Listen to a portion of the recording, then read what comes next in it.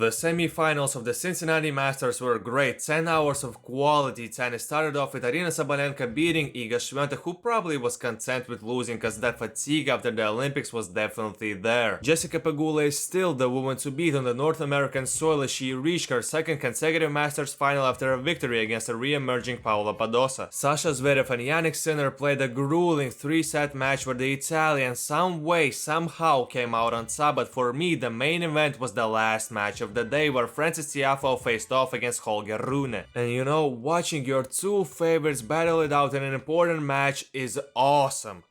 On paper, because in reality it fucking sucks. Both of them have been struggling this year with finding their form. Frances has been barely above 500 this whole season. Holger has been going from having one semi-decent result to then playing mediocre tennis after that. Basically what I'm saying is that this has been a roller coaster season for both of them, and my experience watching this match could be likened to riding a roller coaster as well, because I always felt like I was in a limbo of thinking, oh, I want Tiafoe to win cause him playing big matches in America is always fun, and there are not many bigger matches that he could play than a Masters final against the world number one. But then at the same time I wanted for Holger to keep his perfect Masters semifinal record. I wanted for him to get higher in the rankings because, to be honest, his draws at the big tournaments have been disgusting. So improving the ranking could help him avoid that. But then something clicked. I remembered how much shit has been said about Frances Tiafoe this season. Oh, he's the worst top 10 player ever, he's a clown, he's a bad guy, or other BS like that. And all of those things are clearly not true as proven by his own peers, but for some reason,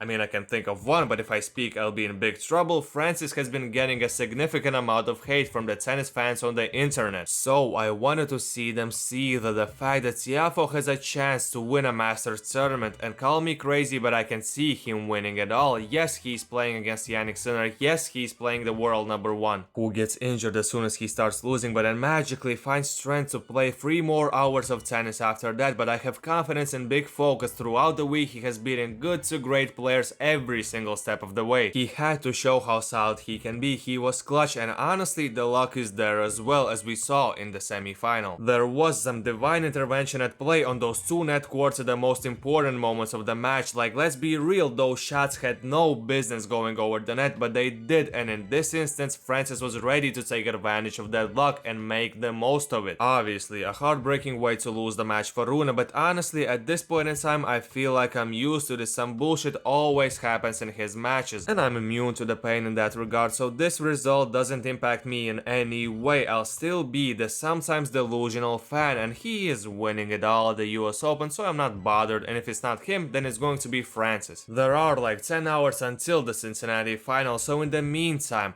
I'll just try to decompress and take it easy, my friend.